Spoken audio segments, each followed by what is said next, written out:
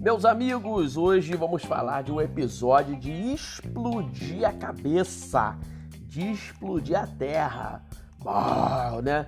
Estrondo, a voz do Cid Moreira aparecendo na nossa mente. É o assunto que é o assunto que está mais sendo tratado nos últimos dias, né? Parece que a gente está vendo tanta desgraça acontecendo que a gente já está retomando aí os assuntos do fim dos tempos. E todo mundo gosta de falar de fim dos tempos porque é um assunto um tanto quanto místico, é um assunto do mistério. Quando vai acontecer, que horas vai acontecer, meu Deus, vai descer anjo, vai subir anjo, o que vai suceder aí nessas últimas horas? Vai cair meteoro, vai cair estrela do céu, como é que vai acontecer isso? E você sabe muito bem que um dos assuntos que mais são procurados aí para trabalhar a questão do fim dos tempos é a escatologia. A escatologia é o assunto muito procurado, é o assunto por vezes muito debatido. Mas agora vem a pergunta: o que é escatologia? O que seria escatologia propriamente? É isso aí que a gente tem que começar a compreender para que nós possamos ter um entendimento melhor sobre esse assunto. Muita gente fala de escatologia, mas a escatologia propriamente dita às vezes não é muito compreendida por todos. E a escatologia é um assunto imenso, é um assunto grande e é um assunto que diverge opiniões. Então vamos descobrir nesse episódio o que é escatologia, como que funciona, quando que surgiu e aonde que ela está inserida, as suas linhas de raciocínio, as suas linhas de estudo. Será que todo mundo pensa a mesma coisa dentro da escatologia? Será que todo mundo está de acordo com a mesma visão? Então tudo isso a gente vai saber nesse episódio que vai explodir a tua cabeça.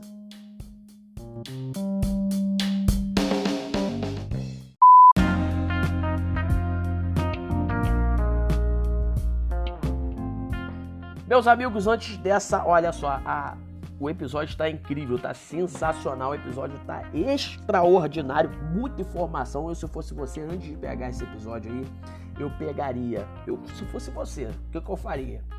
Pegaria agora um papel, uma caneta, cara, preste atenção nesse episódio, é muita informação. É muita coisa que pode ser para você nova. Se você já é um cara cascudo de Bíblia, então não é uma coisa tão nova assim. Então tenha consideração aqui pelo seu irmão em Cristo. Mas pega a caneta, pega papel e anota tudo que você ouvir nesse episódio. Tá certo? Que o episódio tá sensacional. O episódio tá top. O episódio tá de abrir a boca e de cair o queixo. Mas antes eu quero deixar uns anúncios para você aqui. Anúncio poderoso para edificar a tua vida e para abençoar esse ministério aqui, para abençoar a sua vida e abençoar a cada um que estiver perto de você, que você também pode compartilhar essa informação, que é o seguinte. Primeiro anúncio, para você que quer crescer financeiramente. Isso aqui não é papo de youtuber, isso aqui não é papo de guru. Aqui a gente somos sérios, somos pessoas sérias, mas eu tenho uma novidade especial para sua vida. É o seguinte: você quer crescer financeiramente, está trabalhando no comércio, está trabalhando seja lá onde for, não está satisfeito com o seu trabalho e você não está satisfeito às vezes porque o salário não está rendendo, está pouco e você quer alavancar, você quer crescer, você quer, às vezes não quer nem comprar um iPhone 13, mas você quer, às vezes pagar a tua conta de luz, pagar a tua internet, pagar teu aluguel e ter um dinheirinho sobrando no bolso para tomar um sorvete com a família, para poder estar no restaurante no final de semana, para abençoar a igreja, para ofertar com mais qualidade, com mais propriedade. O que você pode fazer para sair dessa cena e ganhar um recurso para te dar uma liberdade financeira? Você vai clicar no link que está nessa descrição e você vai adquirir novas estratégias do marketing de afiliado. A gente trabalha com marketing de afiliado desde 2020. Nós havíamos parado para poder ir para outro tipo de marketing na parte digital, e a gente, quando deu de cara com essas novas estratégias que saíram, a gente voltou para o marketing afiliado agora e a gente já está tendo resultado. A gente está divulgando para as pessoas e está vendo que as pessoas que estão adquirindo esse treinamento, esse curso, estão tendo resultado.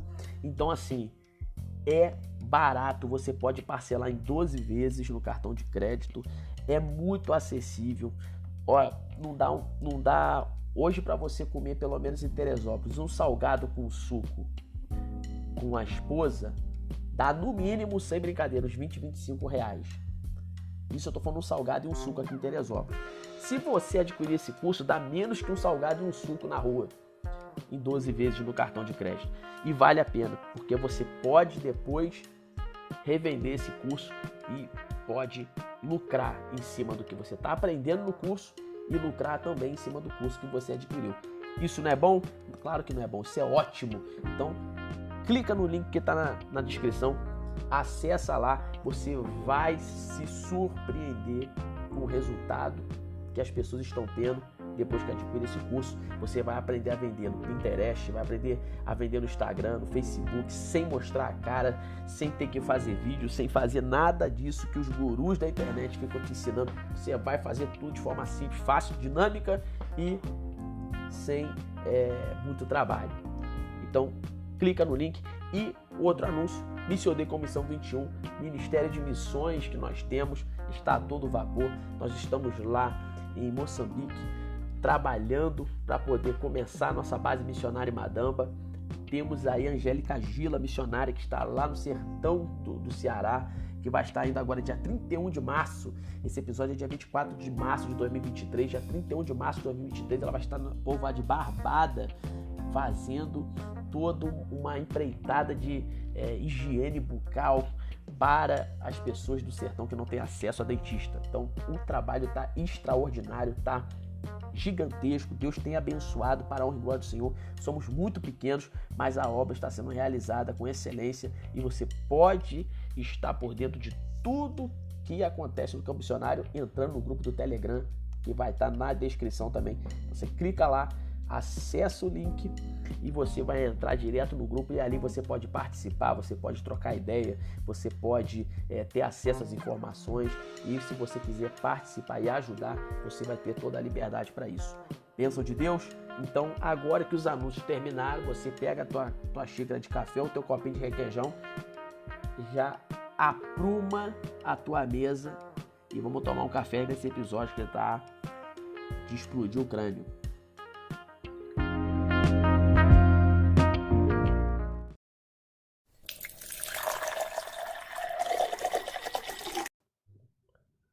Bom, meus amigos, vamos começar então esse papo, esse café futurístico, ou para alguns, um café que já está passado, né? Um café que tem algumas pessoas que acreditam que tudo já aconteceu e o que está por vir é só a cerejinha do bolo.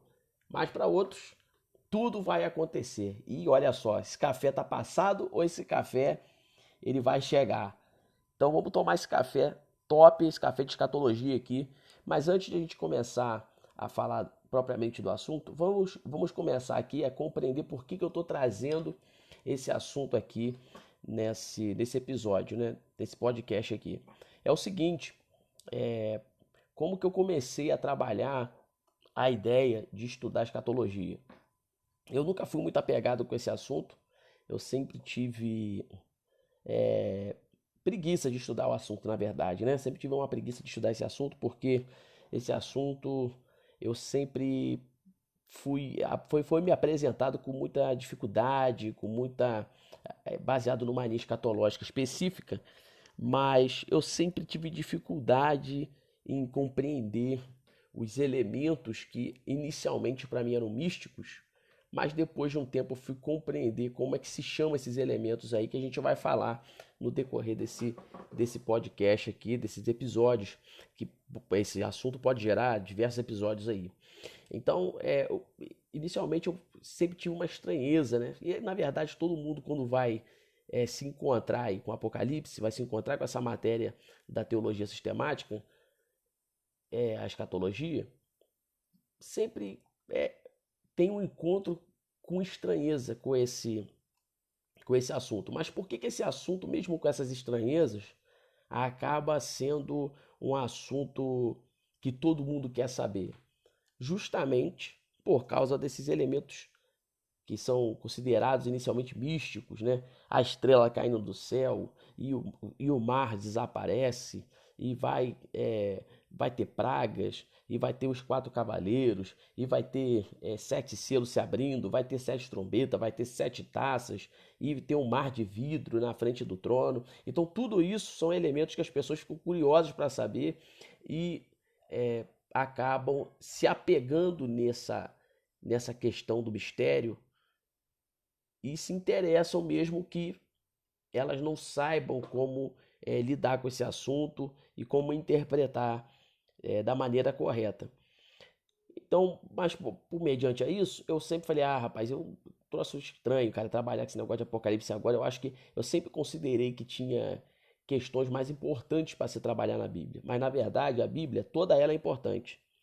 Nós temos uma questão que a gente pode chamar de não a mais importante uma que a outra, mas nós temos uma questão que é a principal, né, que é a chave hermenêutica da Bíblia. O que seria a chave hermenêutica, né? É a interpretação que dá sentido a tudo que está escrito na Bíblia. Então essa chave, a gente chama isso de chave hermenêutica. Então essa chave hermenêutica seria a vinda de Jesus de forma terrena, sua morte e ressurreição e a revelação a nós de que somos pecadores e a salvação do Senhor, do ano aceitável da graça de Deus, através do sacrifício de Jesus na cruz. Isso aí é o ponto principal da Bíblia. Esse é o ponto principal que todo mundo tem que saber. Só que esse ponto principal, ele vai nos levar de Gênesis a Apocalipse, as demais importâncias que a Bíblia quer tratar. Só que eu sempre considerei o Apocalipse uma ideia que não era tão importante assim, mas com o passar do tempo, eu percebi que essa ideia do Apocalipse, essa ideia, né? Vamos dizer assim, vamos trocar a forma que eu falei. Esse estudo do Apocalipse, esse estudo da escatologia, na verdade é mais importante do que imaginamos. Né? Porque ele tem uma chave hermenêutica também, o Apocalipse, ele tem uma chave hermenêutica ali dentro, que a principal é a volta de Jesus, que Jesus irá voltar, né? Cumprindo ali o que está escrito em em Atos capítulo 1, verso 8, né?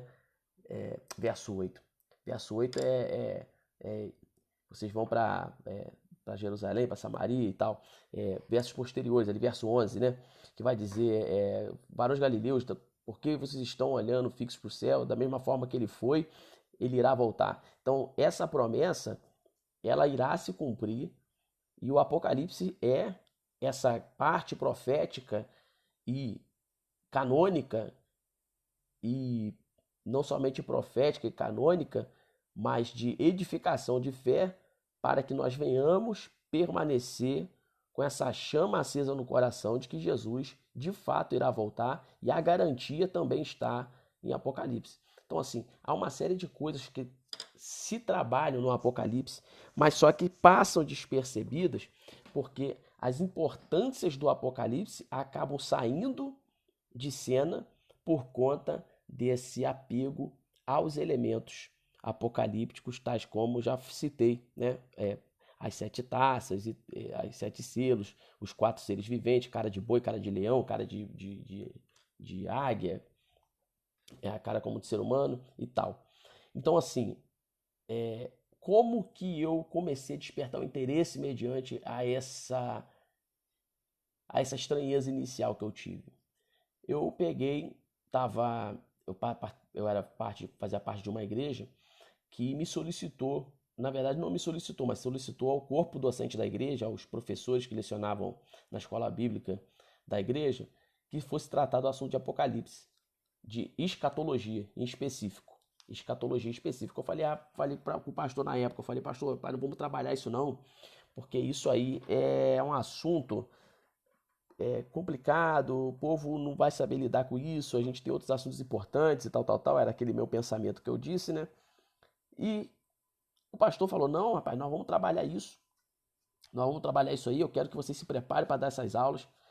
E eu falei assim, mas pastor, vamos pensar direitinho, tem outros assuntos para trabalhar. Eu fui resistente na época, né? E o pastor falou, não, a visão é essa, vamos trabalhar esse assunto de Apocalipse. Eu estou confiando nos professores para preparar esses materiais, que no caso a gente ia preparar, e cada professor a sua maneira, e para dar essas aulas. Falei, rapaz, como é que vai ser isso então? Então foi dividido ali, na época, as aulas por matérias, né? Porque a escatologia tem diversas matérias para serem trabalhadas ali dentro. E cada professor escolheria uma matéria para trabalhar e desenvolvia o seu método de estudo. Então tinha a questão do arrebatamento, tinha a questão dos 7 selos e tudo mais. E eu preferi começar a abrir, né? Eu preferi abrir as aulas, eu ser o primeiro professor a dar as aulas de escatologia, e eu me propus a preparar uma aula sobre introdução à escatologia, que essa ideia da introdução à escatologia era para justamente a gente compreender junto como que a escatologia surgiu, como que esse assunto começou a ser trabalhado na igreja, o que tem na escatologia, o que é composto ali, quantas matérias tem dentro da escatologia, como que a gente chega à conclusão, né, que tudo vai acontecer, né, que tudo já aconteceu em outras linhas. Então, assim, todas essas questões que são trabalhadas hoje, que a gente já encontra pronto, eu quis abordar como começou isso. E eu preparei o material na época e foram aulas abençoadíssimas. Só que depois que eu acabei de dar essas aulas, eu pensei que a minha jornada de Apocalipse ia ter terminado ali. Falei, agora tô tranquilo. Agora as aulas já terminaram e vou descansar. Só que tempos depois me solicitaram uma outra igreja me solicitaram o assunto de Apocalipse. O assunto de Apocalipse e queriam que explicasse a questão do capítulo 1 ao 22. E quando eu fui atender esse pedido dessa igreja e preparar novos materiais para isso, gente, eu vi que é um assunto que realmente ele é mais importante do que imaginamos e acaba que há uma necessidade da gente apresentar o que é a escatologia e o que é o Apocalipse para que as pessoas leiam com mais responsabilidade esse livro, porque esse livro ele é lido com uma certa irresponsabilidade justamente por causa de um fator, né? O apego aos elementos apocalípticos, né? Que a gente inicialmente tem como místico. Então, eu apliquei essa aula lá, tanto na introdução à escatologia, quanto essas aulas que eu vou falar mais pra frente como funcionou, como que foi o desenrolar.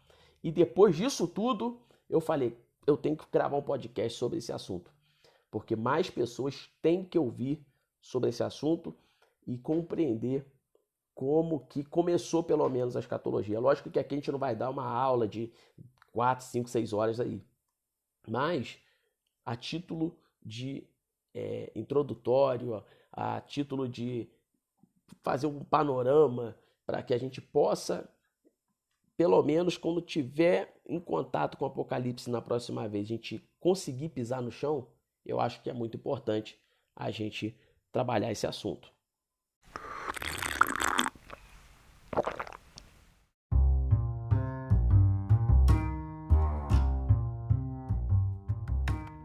Bom, a gente viu aqui como que eu comecei a me interessar pelo assunto. Fui praticamente, inicialmente forçado por Deus, né? Foi um afunilamento ali para poder me fazer interessar, porque eu não queria me interessar por aquele assunto inicialmente, mas Deus me colocou em situações que não tinha como escapar. E foi de grande valia, foi sensacional dessas aulas aí, foi uma experiência incrível. Inclusive, quando eu lembro dessas aulas, me dá vontade aí de dar essas aulas novamente, que foram sensacionais. Eu já pensei em dar essas aulas online aí, dar no YouTube, ou então fechar uma turma online, não sei. É porque quando é uma coisa assim online, tem que ser muito bem estruturado, muito bem elaborado, porque o povo não dá valor. Então, assim, é bom ter um povo que quer prestar atenção, né? Então a gente vai pensar isso mais pra frente.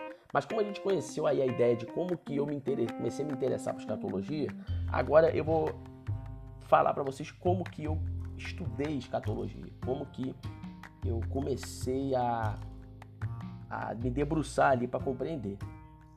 Então eu utilizei alguns livros que eu vou estar depois falando mais detalhadamente sobre esses livros em outra série de episódios chamado Dose de Conteúdo, que você pode ver o primeiro episódio, que é sobre o livro Louco Amor do Francis Chan, tá aqui no canal, você pode acessar aí entrando no canal do Café com Chagas aí no Spotify, ou então no Anchor, mas o Anchor acho que tá fora do ar agora, acho que é só o Spotify. Então assim, pode entrar aí no Spotify e você vai ter esse conteúdo sobre dose de conteúdo que é sobre livros, né? Sobre livros.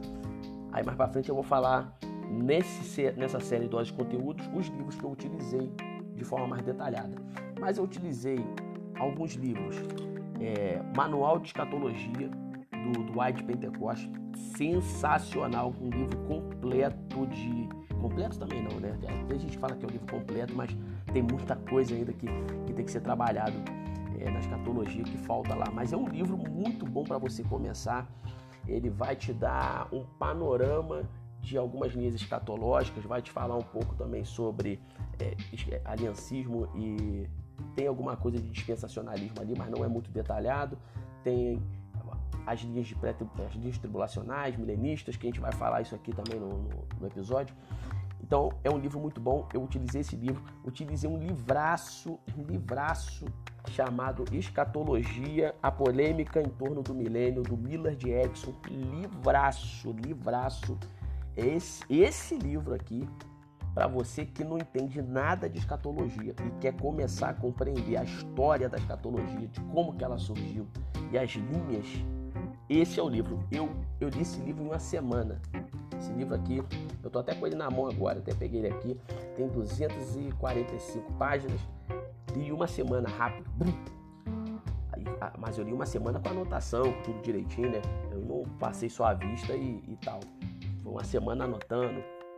Então assim, livraço, consultei outros comentários expositivos sobre o livro do Apocalipse também, e consultei, deixa eu ver o que mais que eu consultei aqui, que eu tô de frente para os meus livros, mas a maioria que eu consultei foram livros depois de comentário expositivo do livro do Apocalipse, que aí tem do Matthew Henry, tem Champlin, tem quem mais o comentário de Genebra, tem vários, né? Então assim, eu comecei a desbravar isso aí e foi me dando aí um certo pé no chão. Então eu vou trazer agora para você a história da escatologia, como que isso começou na era da igreja, como que isso chegou até nós, a escatologia propriamente dita, e o que é propriamente a palavra escatologia.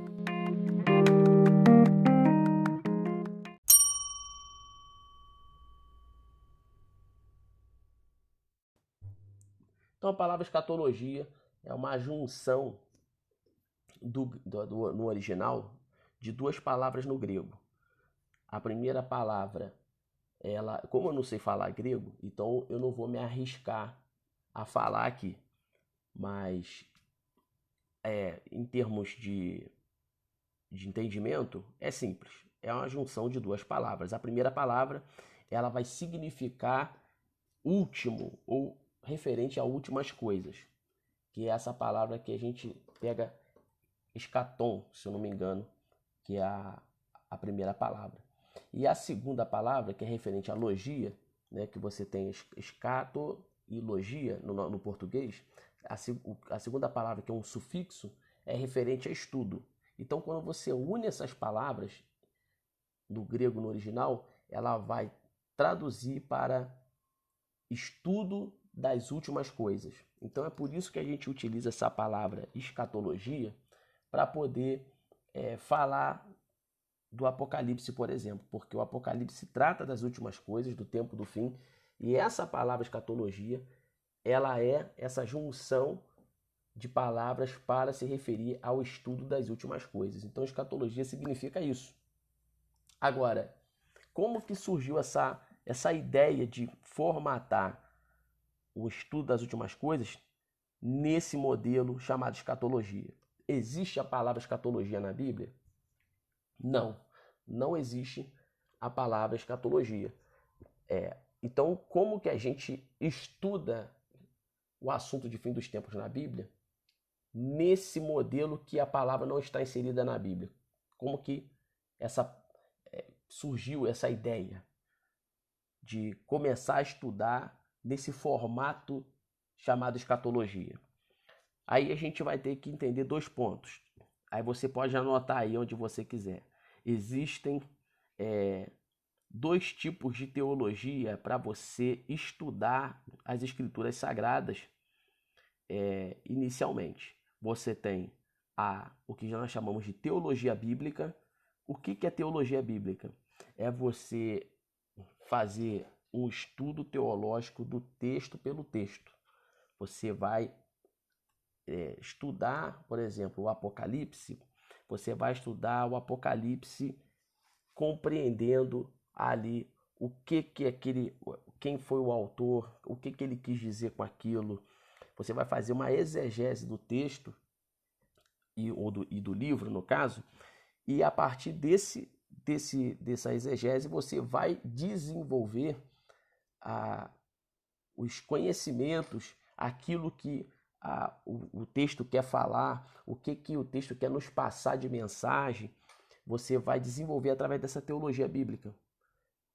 Você vai ler, por exemplo, o capítulo 4 de Apocalipse, vai estar lá sobre João sendo arrebatado e indo ao trono do Altíssimo, e ele está ali diante do trono de Deus, e tem um mar de vidro, e tem um arco-íris como de esmeralda por trás desse ser que está assentado no trono. Então, a teologia bíblica ela vai trabalhar o que aquelas mensagens, o que aqueles elementos querem passar como mensagem, o que significa, por que João escreveu aquilo, em que contexto João estava inserido. Isso é teologia bíblica. A escatologia ela faz parte de outra esfera de estudo bíblico que se chama teologia sistemática. O que é teologia sistemática? Teologia sistemática é um conjunto de doutrinas que são separadas por sistemas. Por isso que o nome é teologia sistemática. Porque na Bíblia você tem diversos assuntos a serem trabalhados em específico. Você não consegue trabalhar, você pode trabalhar todos os assuntos ali em concordância, entrelaçando-se um no outro com harmonia, pode, mas você também tem assuntos que você vai trabalhar de forma separada para compreender a razão daquilo ali. E para isso, a teologia sistemática elabora sistemas para assuntos específicos, como, por exemplo, a defesa da fé. Você vai estudar na apologética, que a apologética é um sistema que vai pegar essa doutrina da fé, ela vai sistematizar, parece até redundante o que eu estou falando, mas é necessário ser falado dessa forma. O sistema vai sistematizar, vai dividir e subdividir os assuntos que podem ser tratados dentro da fé. Aí você vai ter sobre a fé em Cristo, você vai ter sobre como se posicionar, posicionar sua fé perante a fé de outras confissões de fé, o que é fé propriamente dito, a fé perante a ciência. Aí você vai ter uma série de coisas dentro de um sistema.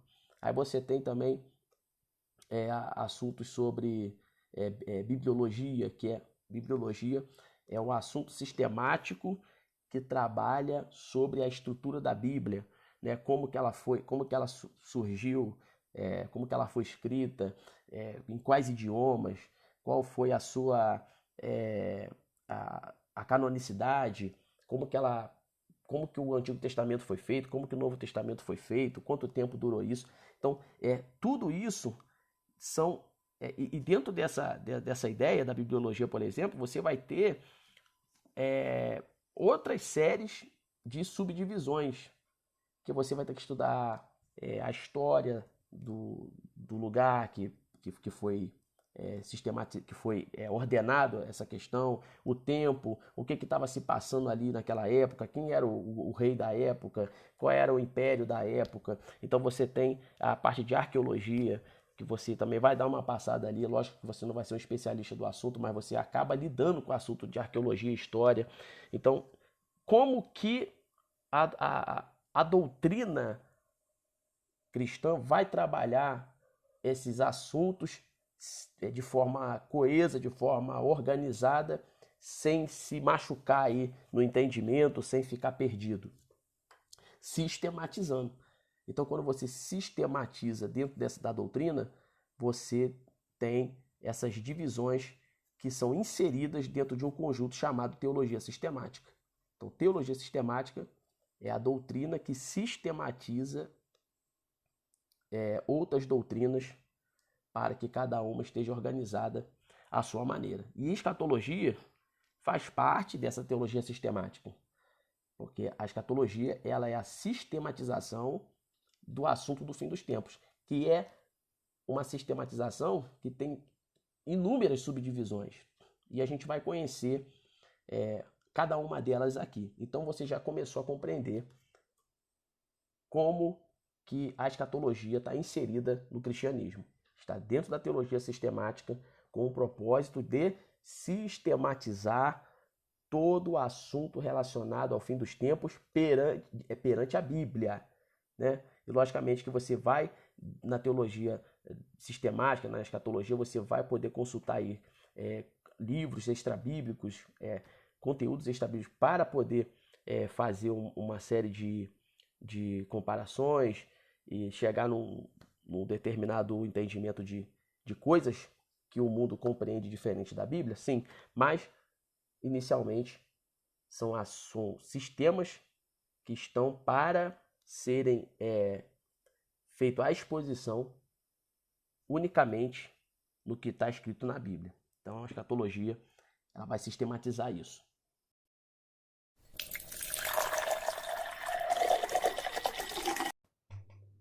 Depois de mais uma golada de café, a gente vai dando continuidade aqui nesse assunto da introdução à escatologia. Então, a escatologia ela é uma matéria da teologia sistemática que surgiu recentemente. Por que recentemente? Porque a teologia sistemática ela já começou a ser criada e desenvolvida ali já no século II, com a matéria chamada apologética. Ali, os pais da igreja já trabalhavam isso, e principalmente por causa das heresias que estavam sendo criadas, que João já começa a avisar esse surgimento da heresia, como o posicionamento dos anticristos que surgiam de dentro da igreja. Isso está lá em 1 João capítulo 2. Você já encontra lá João já denunciando quem eram os anticristos. Vai falar assim, vai vir tem um anticristo, vocês estão focados nisso? Beleza, mas já o anticristo já veio, que são os anticristos que não surgiram de fora para dentro, mas surgiram de dentro da igreja e estão indo para o lado de fora. Estão entre vós, né? Surgiu entre a igreja e tudo mais. Então, já era trabalhado essa relação da heresia, já tinha uma disputa muito grande, porque o povo estava indo para o gnosticismo, que é outro assunto aí, que distorcia as questões sobre Jesus Cristo e tentava falar que só os tipo, entre aspas, né, os eleitos dessa denominação, dessa linha de raciocínio religiosa, o gnosticismo, só os eleitos dali eram os sagrados que obtinham a máxima do mundo espiritual, e o restante não tinha essa condição, e eles tinham os segredos que eram revelados só a esses eleitos e tudo mais. Então tinha uma guerra, era uma guerra. Então, ali já foi começado já havia começado o trabalho de apologética. Só que a escatologia, ela surgiu só no século XIX. Ela surgiu no século XIX. Então, uma matéria da teologia sistemática, por exemplo, uma doutrina, ela exigia mais ou menos um século para ser concluída. Exigia um século para ser concluída, para ela estar fechadinha ali. Né? Pelo menos 100 anos para ela estar fechadinha ali, organizada e falar assim, ó, isso aqui é a conclusão do complemento da nossa confissão de fé, da sistematização da doutrina tal que a gente colocou aqui e organizou. Então demorava um século mais ou menos. E com a chegada da escatologia no século XIX, a gente está no século XXI. Você vai falar assim, Gabriel, mas já se passaram 2 séculos. Mas ela não está ainda, ela já está fechada ali a questão da doutrina, você já tem toda ela trabalhadinha ali sobre os conceitos tribulacionais, milenaristas e tudo mais, só que ela ainda segue em desenvolvimento por causa da sua progressividade, porque como se trata do assunto do fim dos tempos, então você tem, cada acontecimento vai te gerando uma novidade dentro dessa matéria. E quando ela surgiu no século XIX, ela já estava numa aceleração para ficar pronta mais rápido do que se imaginava. Ela tinha, segundo os estudiosos, ela estava para ser abreviada para 1/4 de século para ser concluída. E ela, de fato, as principais linhas escatológicas foram concluídas muito rápido. Entre o século XIX e o século XX já estava pronto. Então, mas como que começou esse assunto a ser trabalhado? Um camarada chamado James Orr, por exemplo, o cara, um pré-leitor da época do século XIX, ele sugeriu que deveria ter uma atenção maior para esse assunto de fim dos tempos. Porque a questão da escatologia, até o século XIX, não era uma questão muito trabalhada, não era uma questão muito debatida, porque tinha outros assuntos no decorrer dos séculos que era, como eu havia pensado lá no começo do podcast, o povo também pensava da mesma forma até o século XIX, né? É um assunto que não é tão importante a ser trabalhado.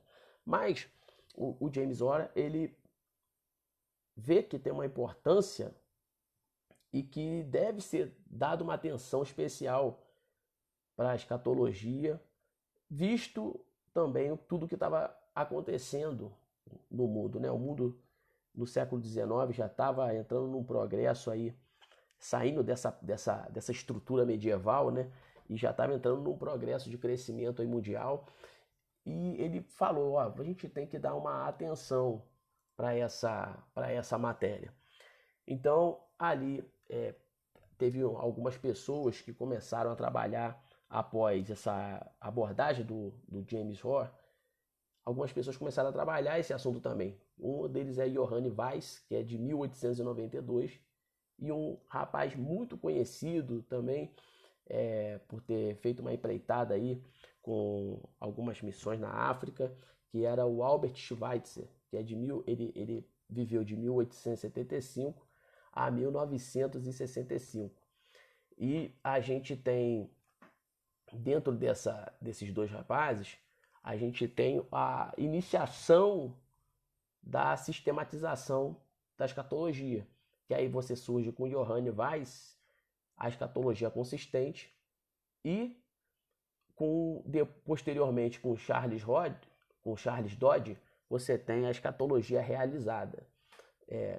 Eles começaram então a sistematizar essas escatologias.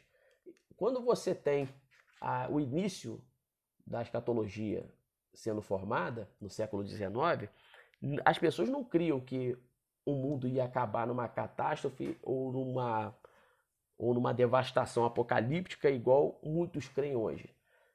Mas no século XIX eles acreditavam, começaram a trabalhar essa questão da escatologia com mais força, acreditando que todo mundo seria evangelizado. Isso aí, quando a gente fala todo mundo, né? Até os judeus estavam inclusos nessa linha de raciocínio, e que o reino de Deus seria estabelecido na terra e que tudo seria em crescente melhoria. Tudo ia melhorar. Tudo ia melhorar. No século XIX, as pessoas começaram a acreditar nessa linha de raciocínio, quando iniciaram o desenvolvimento da escatologia.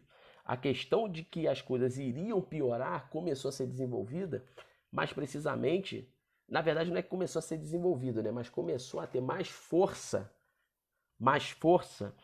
a partir do século XX, na Primeira Guerra Mundial, né?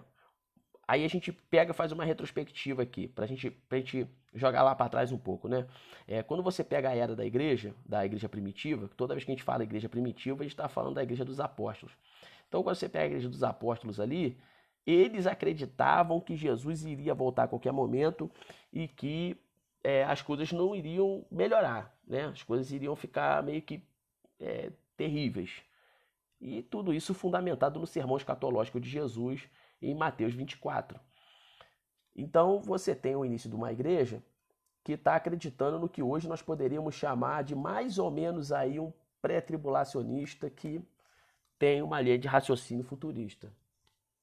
E você tem agora, no século XIX, uma linha de raciocínio que a gente pode chamar inicialmente de algo parecido com pós-tribulacionismo. Na verdade, não é nem pós-tribulacionismo. Pós-milenista. Por quê? Aí a gente vai entender cada ponto disso aí, pode ficar tranquilo. Mas é só para que você, quando chegar a esses pontos, você vai se organizar melhor quando eu começar a falar o que é pós-milenismo, pré-milenismo e tudo mais. Mas pega a visão aqui, pega a razão do que está acontecendo na história. Eles tinham uma linha de raciocínio mais ou menos parecida com o pós-milenismo. Porque eles acreditavam que as coisas iriam melhorar. Eles não acreditavam que as coisas iriam piorar. Então, no decorrer da história da igreja, essa crença de que o mundo iria piorar lá da igreja primitiva, de que Jesus poderia voltar a qualquer momento, que a gente chama de volta iminente, isso foi caindo, foi sendo deixado de lado, e isso pode ser dado a razão ali mais ou menos pelo século XV, né, que foi a época da Reforma, que teve a época do Iluminismo e tudo mais, que começou a ideia de ser tudo voltado na centralidade do homem, né, do homem ser o centro das coisas e tudo mais. Então você tem também esse contexto aí que vai pegando até o século XIX. E o século XIX também foi uma era turbulenta para a teologia, porque você teve ali Darwin chegando, potencializando ali a questão da teoria da evolução e trazendo uma série de divergências aí entre a fé e a ciência. Você tem também o início ali de uma empreitada sobre o Jesus histórico, que é o Jesus histórico. As pessoas do século XIX que faziam a dedicação desse estudo era para poder desvincular a divindade de Jesus e tratar Jesus só como um homem histórico, e tentar posicioná-lo como alguém que era somente um revolucionário político da época. E o que é uma mentira, porque se ele fosse um revolucionário político, os judeus não iriam querer entregá-lo, né? Você tem o revolucionário político que quer derrubar Roma a favor de Israel e está fazendo milagre, era tudo que os judeus queriam, e Jesus ele mostra que não é esse revolucionário. Mas no século XIX eles estão trabalhando essa questão de Jesus histórico aí, que é outro assunto gigante. E você tem agora a escatologia sendo formada dentro dessa turbulência, meio que desacreditando desse assunto de que as coisas iriam piorar, né? A questão catastrófica do mundo. Mas a gente vai ver no decorrer da jornada que existiu algumas pessoas que debateram sobre esse assunto e colocaram em pauta que, não, peraí, a gente tem que compreender que os apóstolos criam dessa maneira. O apóstolo Paulo falou lá em 1 Tessalonicenses capítulo 4, que aqueles que estiverem mortos ressuscitarão, aqueles que estiverem mortos em Cristo ressuscitarão primeiro, e depois nós, os que estivermos vivos, encontraremos com ele nos ares. Então Jesus tem uma volta iminente. Então eles começam a fazer esse debate ali na formação dessa doutrina sistemática, mas só ganha força a retomada do que os apóstolos acreditavam sobre a volta iminente de Jesus, o arrebatamento e o fim dos tempos piorar o negócio a partir do século XX, com a Primeira e a Segunda Guerra Mundial. Porque aí eles viram, pô, peraí. Aí o povo da igreja começou a ver, cara, a gente tá o tempo todo falando que o negócio vai melhorar. Agora a gente dá de cara com uma Primeira Guerra que o negócio fica feio. O negócio tá o caos. E quando o negócio parece que vai melhorar, vem a Segunda Guerra Mundial e agora a gente não vê o caos só instalado no mundo, mas a gente vê agora os judeus, que é o povo escolhido de Deus, sendo estraçalhado pelo nazismo. Como é que a gente vai fazer? Como é que a gente vai trabalhar essa questão de que tudo vai melhorar? Aí o povo retoma o sentimento de que realmente a gente tem que voltar a olhar para a escatologia de uma maneira mais, não digo coerente, né, mas com mais atenção, porque parece que as coisas estão mudando. Então no século XX que isso retoma a questão, mas no século XIX ele inicia com essa ideia de que o mundo vai melhorar e todo mundo vai ser cristão.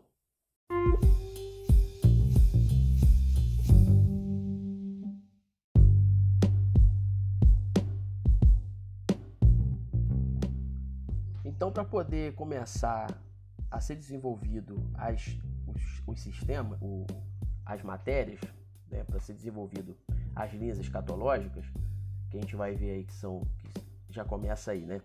Linhas milenaristas, tribulacionais. A gente vai começar a ver durante a história que foi desenvolvido primeiro dois métodos principais de interpretação que foram fundamentais aí para poder começar a compreender o que de fato seria desenvolvido aí da ideia das linhas escatológicas e cada um fazer a sua defesa ou a sua interpretação da maneira que achava que era mais coerente com a palavra de Deus. Então, começou a ser desenvolvido dois métodos aí de interpretação. E o primeiro método é conhecido como método alegórico, né? Esse método alegórico, ele inicialmente era um método muito utilizado pelos gregos, e essa utilização começou assim com força, pelo que eu saiba, né? Mas logicamente que isso é um assunto que provavelmente, se você for pesquisar, você vai conseguir mais conteúdo, você vai conseguir encontrar mais informações sobre isso. Mas o que eu consegui encontrar mais antigo, vamos dizer assim, de uso desse método alegórico, foi a partir de 540 a 470 a.C., com Heráclito de Éfeso, tentando interpretar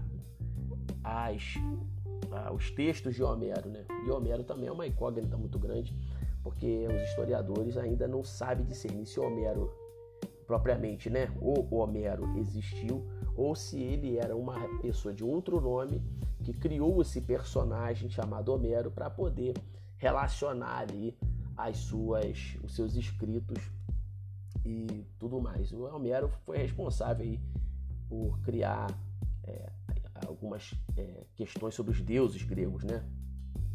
Então, Heráclito, quando ia tentar interpretar o que Homero queria dizer, ele utilizava muito esse método chamado de método alegórico, que é um método que você vai observar o que está escrito e você vai fazer uma interpretação como se aquilo ali não fosse literal, mas como se aquilo ali tivesse uma verdade por trás.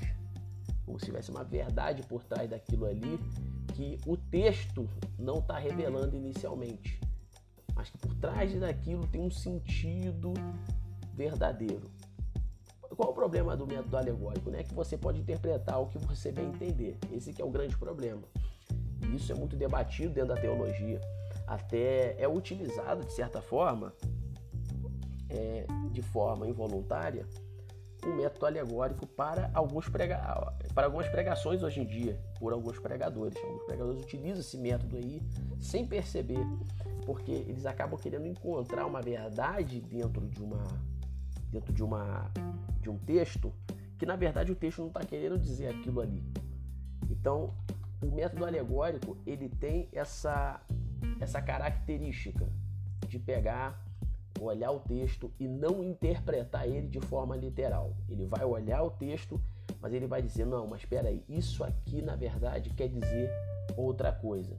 Então você tem uma diferença entre alegoria e método alegórico. Isso aí é a primeira coisa que você tem que ter ideia. Porque o método alegórico, alegoria, por exemplo, alegoria é uma figura de linguagem. Você vai estar apresentando, por exemplo, uma história, você vai estar apresentando um exemplo com figuras de linguagem, que essas figuras de linguagem representam uma mensagem, representam uma ideia, representam uma verdade que você quer passar, só que de maneira mais sutil. Isso é alegoria. Agora, o método alegórico é querer encontrar sentido a seu bel prazer, não importando o que o texto quer dizer, não importando, não se dando conta do que o texto quer falar. Se o texto está, por exemplo, o texto está falando lá que Gideão estava malhando trigo no lagar.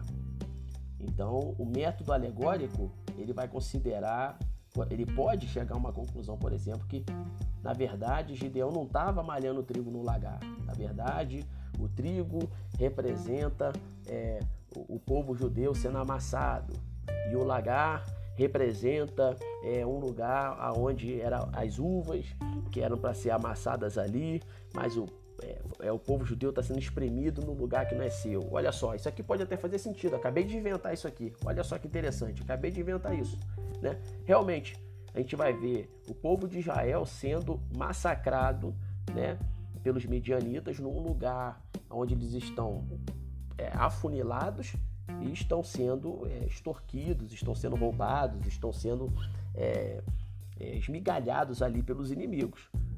Mas quando o texto está dizendo que Gideão estava malhando trigo no lagar, o que o texto quer dizer é que Gideão estava malhando trigo no lagar. Simplesmente isso. Não existe uma verdade oculta naquilo ali. Você pode, por vezes, até fazer algumas aplicações que podem ter uma certa coerência, uma certa harmonia com esse texto. Mas você não pode tirar, tipo assim, extinguir, né? Você não pode extinguir o sentido que aquele texto quer dizer, que é simplesmente que Gideão estava malhando trigo no lagar. Então, o método alegórico, ele surgiu primeiramente nessa questão de Heráclito com Homero, mas a igreja, com o passar do tempo, em séculos depois que a igreja foi formada ali, com os pais da igreja, mais ou menos no século II ali, já começou a ser aderida ao método alegórico também para dentro da igreja. E a gente tem um exemplo, se eu não me engano, foi Orígenes, acho que foi Orígenes ou Filo de Alexandria.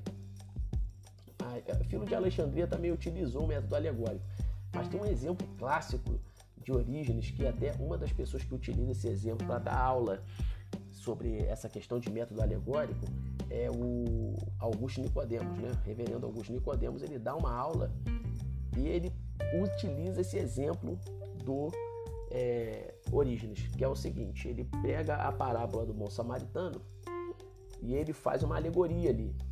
Ele faz uma alegoria, não, ele faz um método alegórico naquilo ali. O que ele faz?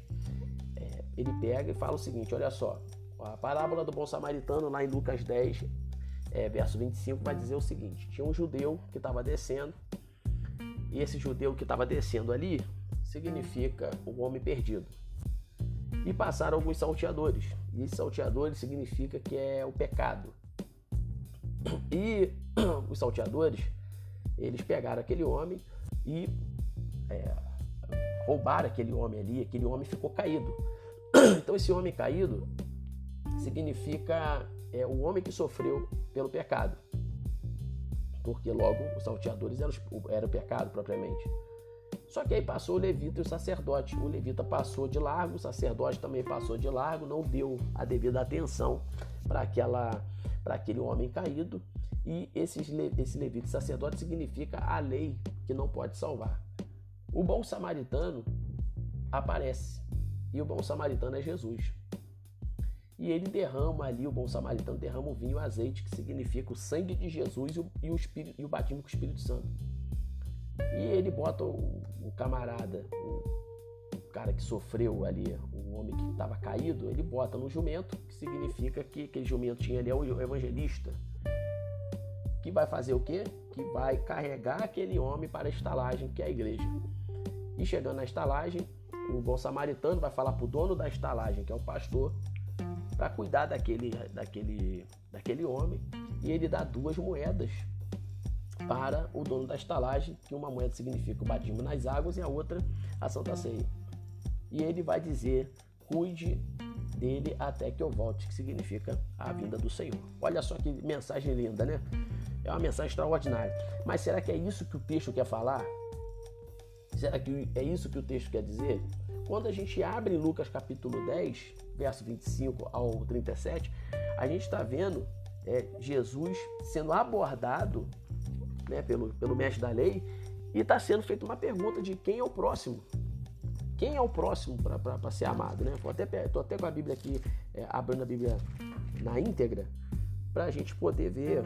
Ó, verso 25, certa vez um advogado da lei levantou-se com o propósito de submeter Jesus à prova e lhe indagou: mestre, o que eu preciso fazer para herdar a vida eterna? Ao que Jesus lhe propôs: o que está escrito na lei? Como que você interpreta? Aí ele replicou, no verso 27, né? Amarás o Senhor teu Deus com todo o teu coração, tua alma, tuas forças e com toda a tua capacidade intelectual, e amarás o teu próximo como a ti mesmo.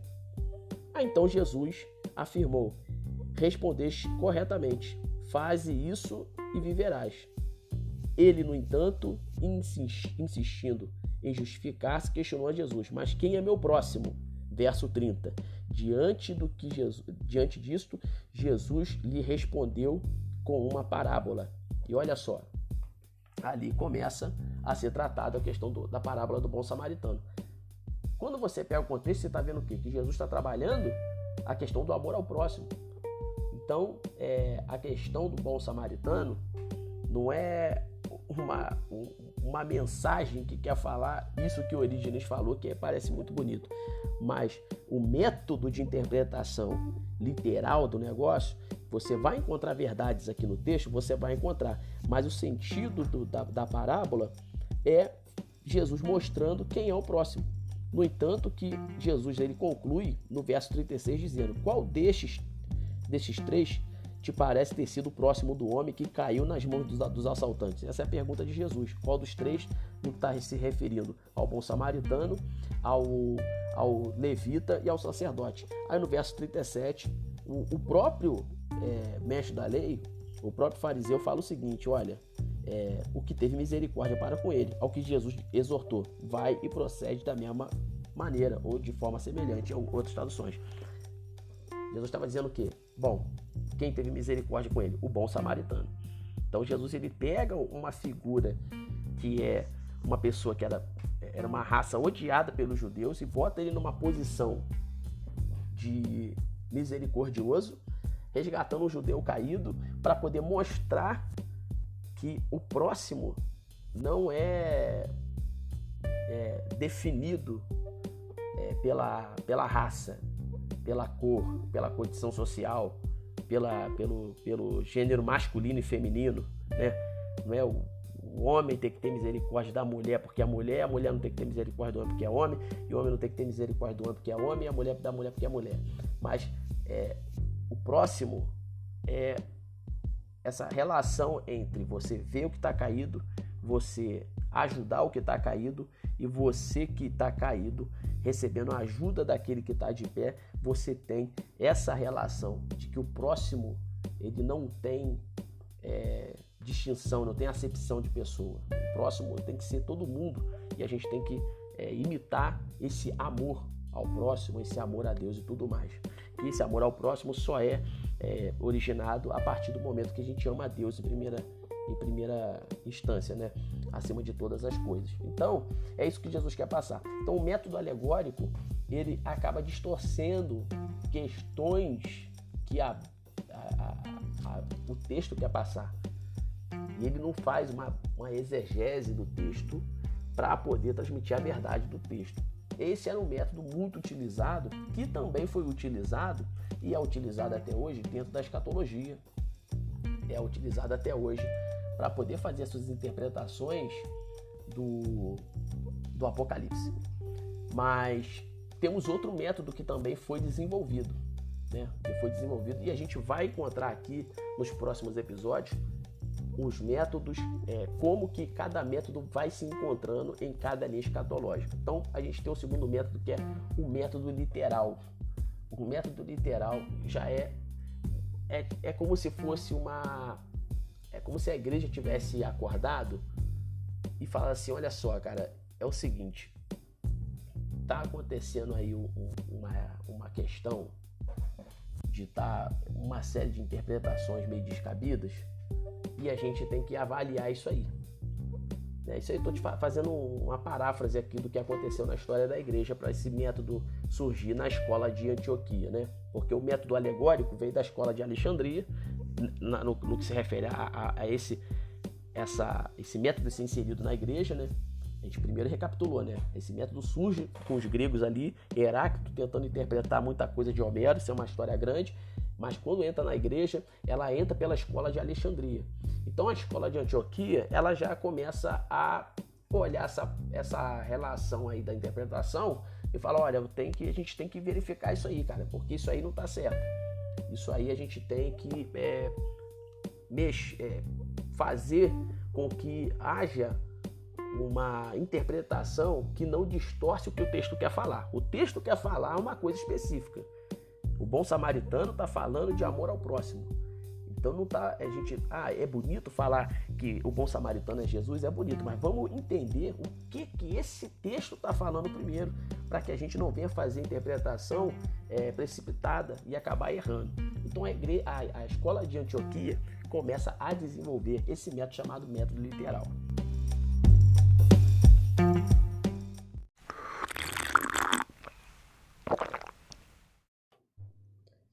Então, significa histórico-gramatical, o método literal, né? Também é conhecido como histórico-gramatical. Histórico-gramatical justamente por essa ideia de pegar o texto e analisar, fazer o que a gente chama de exegese, para poder logo após concluir o que aquele texto quer passar de verdade. Esse método ele começa com os pais teólogos, a partir de Teófilo, conhecido também como o Autódico, e posteriormente foi passando para Deodoro, e o mais influente ali sobre uma leitura mais sóbria, podemos dizer assim, do Antigo Testamento, nesse método de interpretação, era João Crisóstomo. Então, começou ali essa relação em tentar colocar os eixos no lugar na interpretação bíblica, e o método literal ele vem com essa proposta de analisar o texto, ver o que ele quer dizer.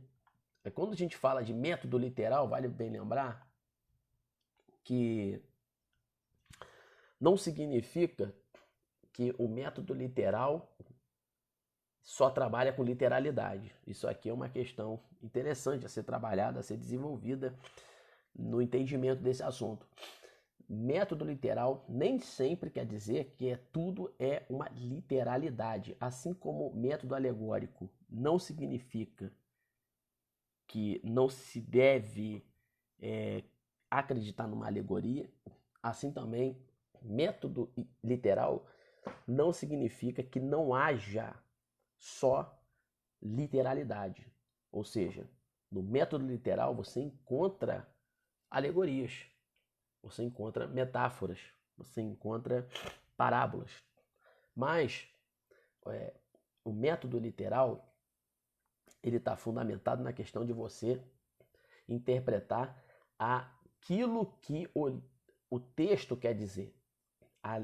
Não a questão das literalidades que estão inseridas no texto, mas na literalidade que o texto está transmitindo. Ok? Será que deu para você compreender? Um exemplo, né? você tem um exemplo de saber interpretar uma literalidade no método literal. Quer ver? Você saber interpretar uma literalidade no método literal é a seguinte. Temos a frase aí, estou morrendo de fome. Estou morrendo de fome. Beleza. Isso aqui é uma frase.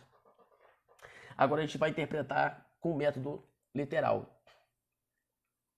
Isso não vai significar que essa literalidade é isenta de um sentido por trás daquilo. Compreende? Então, como que a gente vai compreender que a pessoa está querendo dizer que está com muita fome? E como que a gente vai compreender se a pessoa está de fato morrendo de fome? Ou seja, está chegando nos momentos finais da sua vida, tá morrendo por desinteria? Eu não lembro o nome que se dá para quem está morrendo de fome. Deixa eu ver até aqui. Acho que é desinteria.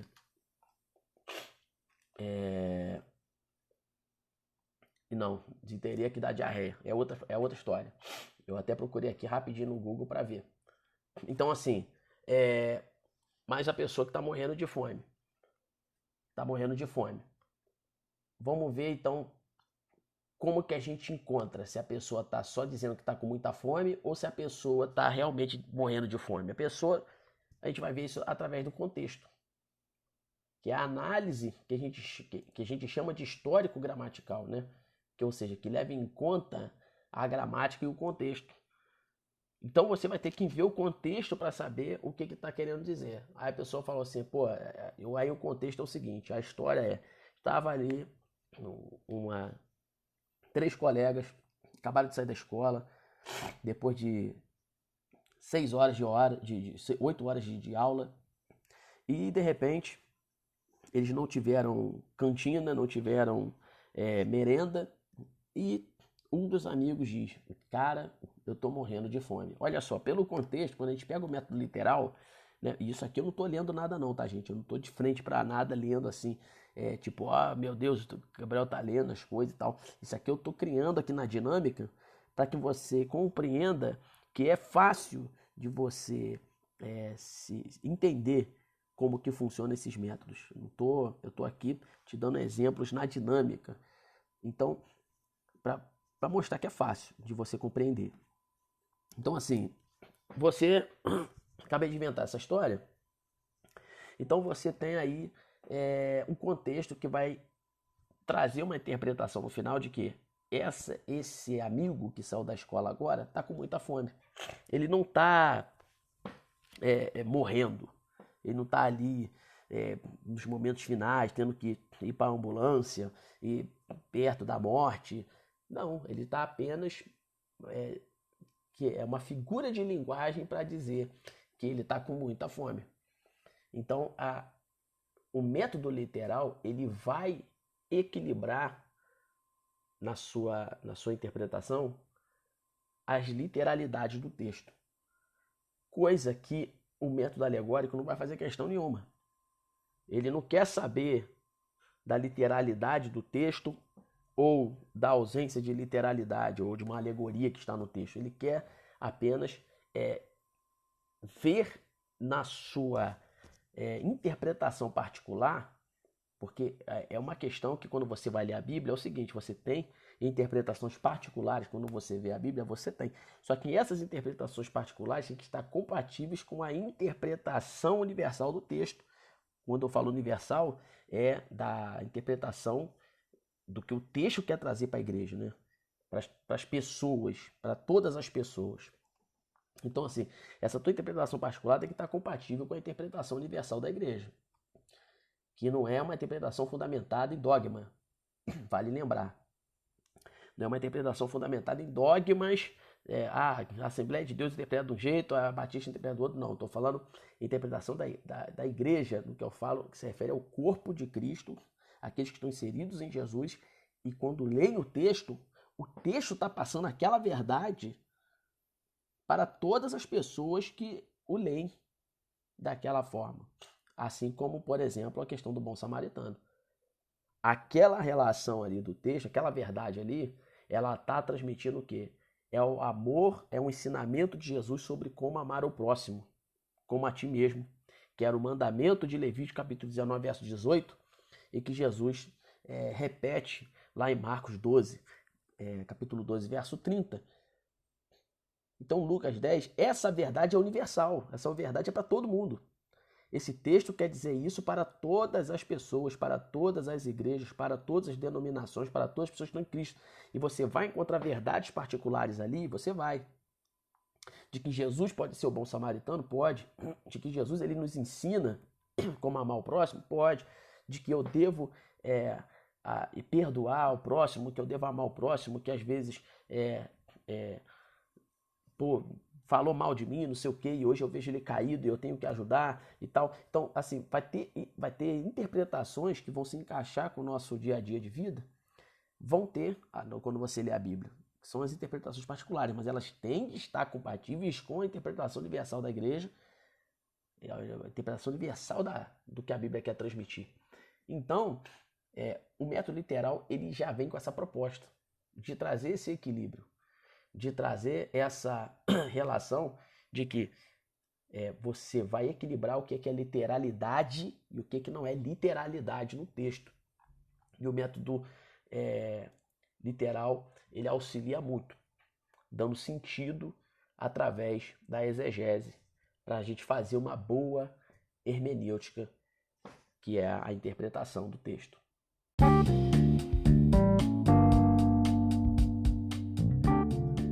Com isso, a partir daí, a gente vai ver outros métodos de interpretação que já são subdesenvolvidos agora, a partir dessa ideia que nós temos do método literal e do método alegórico. E o que a gente não vai entrar nos próximos métodos, né? A gente vai fazer isso no próximo episódio, que senão vai ficar muito grande. A gente vai entrar nos próximos episódios os métodos de interpretação que são as 4 linhas que a gente vai ver principais aí sobre o fim dos tempos, que tem como o ponto de partida um método de interpretação literal ou um método de interpretação alegórica. Então, a gente vai abordar isso no próximo episódio, os 4 pontos, que seria o idealista, futurista, o histórico e o que eu falei histórico, eu lembrei de historicista, né? É idealista, futurista, historicista e preterista, né? Então, são as quatro linhas de raciocínio aí da escatologia, mas é importante a gente estar em breve mergulhando mais sobre esse assunto de método de interpretação, para que a gente venha ter um método de interpretação saudável, onde a gente vai conseguir separar o que é espiritual e o que está sendo espiritualizado. Existem as questões espirituais e existem as questões que são espiritualizadas. A gente encontra muito essa relação de espiritualizar determinadas coisas que não são espirituais, mas é o texto que está querendo dizer, apenas uma mensagem que está sendo transmitida, e a gente não tem que espiritualizar isso para formar uma doutrina nos nossos dias. A gente vê muito isso no Apocalipse. Bênção pura, eu acho que são muitas informações que eu estou colocando aqui. Você pode ficar vez por outra meio confuso, você pode ficar vez por outra aí meio perdido, falando, rapaz, mas você está falando aí meio de coçar a cabeça. Mas escatologia é isso. Escatologia inicialmente é de coçar a cabeça, é o que eu falei lá no começo do podcast, é de explodir a cabeça antes do fim do tempo chegar. A escatologia já faz com que o fim da tua vida seja antecipado. Mas Deus é fiel, Deus vai nos dando entendimento, o Espírito Santo vai clareando aí a nossa mente, mas inicialmente para a gente poder fazer uma recapitulação do que a gente disse e para que você venha dar continuidade na sua leitura devocional bíblica no Apocalipse e também ver os outros episódios de forma mais tranquila, respirando de forma mais suave, a gente compreender que foi dito: que a escatologia ela surgiu no século XIX, ela faz parte hoje de uma teologia sistemática, ou seja, é uma sistematização de um assunto que o próprio nome já diz, né? Escatologia, assunto, estudo dos últimos dias, né? Estudo dos últimos dias. Então você tem também nesse episódio que foi dito que interpretação, métodos de interpretação. Depois que a gente viu ali como que a escatologia foi surgindo no meio da igreja, né? Na história da igreja, no caso, a gente está vendo que teve como ponto de partida aí o desenvolvimento para que as linhas escatológicas viessem surgir. Nós temos como ponto de partida os métodos de interpretação literal e alegórica que vão nortear aí a maneira com que a gente vai ler a escatologia, o Apocalipse, né, propriamente, e a Bíblia. Bênção pura, sem mistura. Então, esse é o episódio de número 1 da escatologia, a gente pode dizer assim. Vamos colocar o nome aqui agora. Vamos colocar o nome aqui agora na íntegra. O nome que você vai ver no título é o nome que está sendo criado agora na íntegra. Então vai ser o primeiro episódio sobre introdução à escatologia. Esse é o nome. Café com Chagas, introdução à escatologia. Você está fazendo parte desse estudo, está fazendo parte desse episódio. Então, se você gostou, você vai aí, se inscreve no canal. Se você estiver no Spotify, é só se inscrever. Ativa o sininho para você acompanhar tudo que for lançado aqui no canal. Compartilha com uma galera se você achou interessante esse episódio, se você gostou, se você está achando esse episódio sensacional, abriu tua mente, você tá ali no pique, na unção do poder e tá falando assim, meu Deus, agora eu tô começando a compreender um pouco mais de escatologia. Aí você vai, compartilha esse episódio para geral, olê, olau, e Deus vai te abençoar poderosamente. Amém? Então, vamos ficando por aqui. Deus te abençoe. Em breve eu vou deixar algumas dicas de livro e você só vai conferir essas dicas no próximo episódio. Se você não acompanhar, você vai perder. Bênção pura. Que Deus te abençoe. Uma dica de café aqui sensacional. Uma dica de café aqui sensacional. Eu comprei esses dias, foi o café Orfeu, sensacional. Na verdade eu não comprei o pacote, né? Eu bebi o expresso na rua, né? Bebi o expresso na rua. Todo episódio eu gosto de dar uma dica de café aqui. E eu bebi esse café próximo ali a quem mora aqui em Teresópolis sabe, próximo ali a Santa Teresa, um amigo. E esse café Orfeu é uma delícia, gente. Tô querendo muito comprar o café dele torrado e moído, e em breve quero comprar esse moedor de grão, né?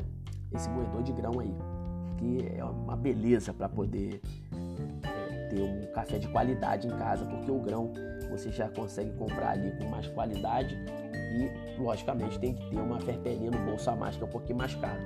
Bênção de Deus, que Deus te abençoe, que você fique na paz de Cristo, que você tenha uma semana abençoada. Se você estiver assistindo isso de manhã, um dia abençoado. Se tiver de tarde, uma tarde abençoada. De noite, uma noite abençoada. A madrugada abençoada. E que você não deixe de ler a Bíblia por nada nesse mundo. Leia a palavra, busca o Senhor e, se você se interessar, comece a ler Apocalipse capítulo 1. E no próximo episódio a gente vai conversar mais sobre os demais capítulos. Um grande abraço, Deus te abençoe, fique na paz de Cristo. Amém.